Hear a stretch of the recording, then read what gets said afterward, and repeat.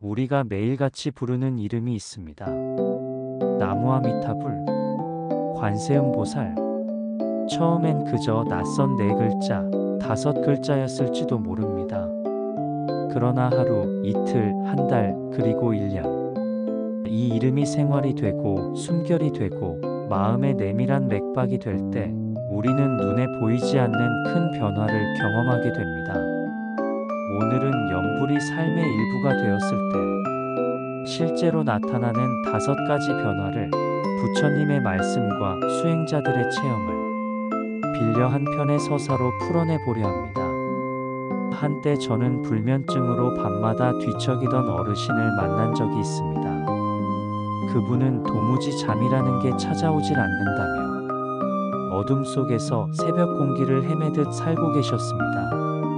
어느 날 절집 스님이 잠이 오지 않을 때는 관세음보살을 조용히 불러보십시오라고 권했고 어르신은 반신반의하며 그 말을 따랐습니다.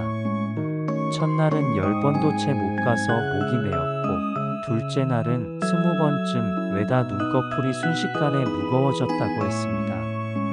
그렇게 3주가 지나자 그는 자신도 모르는 사이에 관세음보살이라는 부드러운 리듬이 자장가가 되었다고 말했습니다. 마음이 고요해지자 불면의 밤은 서서히 잦아들었습니다.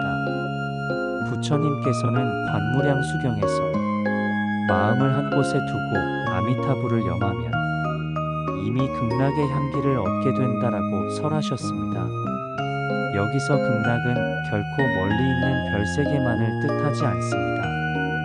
흩어진 마음이 한 점으로 모여드니 현재의 이 자리가 곧 고요한 정토가 됩니다. 염불이 생활화되면 우리는 복잡한 생각의 파도를 자연스레 가라앉히는 힘을 얻습니다. 그 힘은 약이나 음악보다도 깊은 곳에서 작동해 마음의 표면을 잔잔하게 만들지요.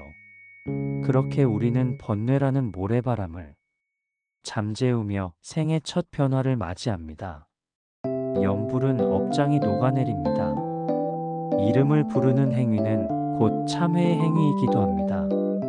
남편의 배신으로 몇 년째 분노 속에 살던 어느 여성은 매일 새벽 108배와 함께 나무아미타불을 100여 번 염하기 시작했습니다.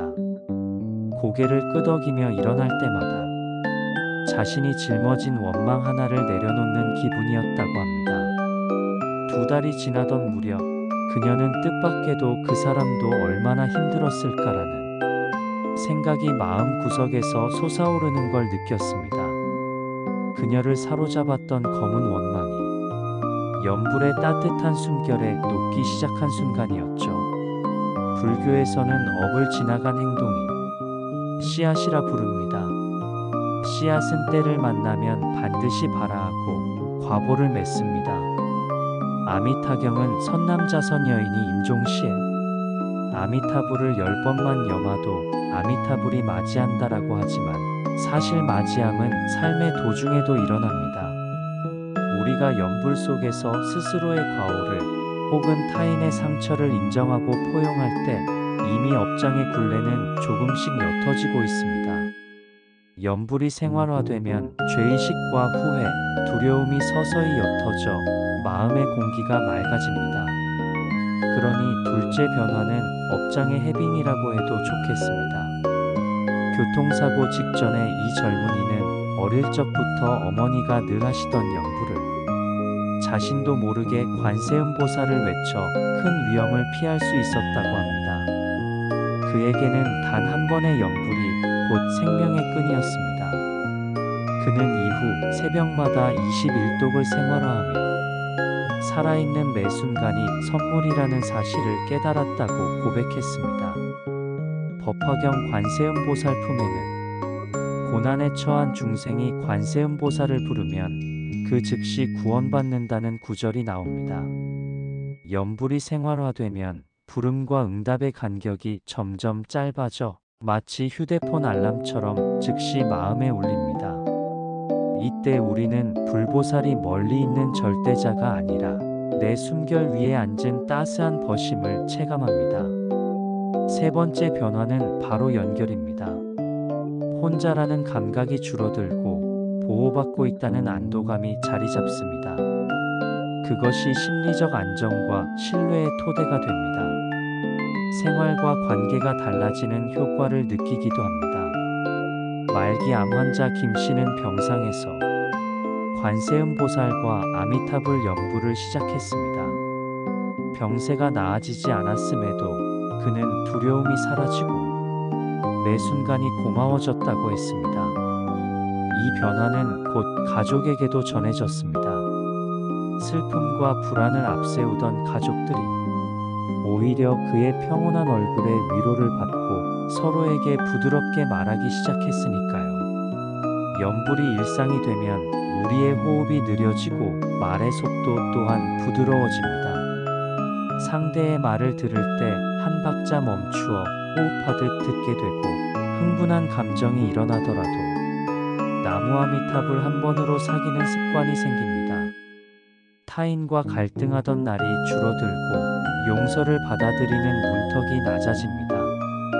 네 번째 변화는 관계의 온도입니다. 가정, 직장, 친구 사이 관계가 연불의 리듬처럼 완만해지며 다툼이 일어날 이유가 눈에 띄게 줄어듭니다. 몸과 삶 전체가 달라지는 효과도 있습니다. 연불을 할 때 우리는 자연스레 복식 호흡을 하게 됩니다.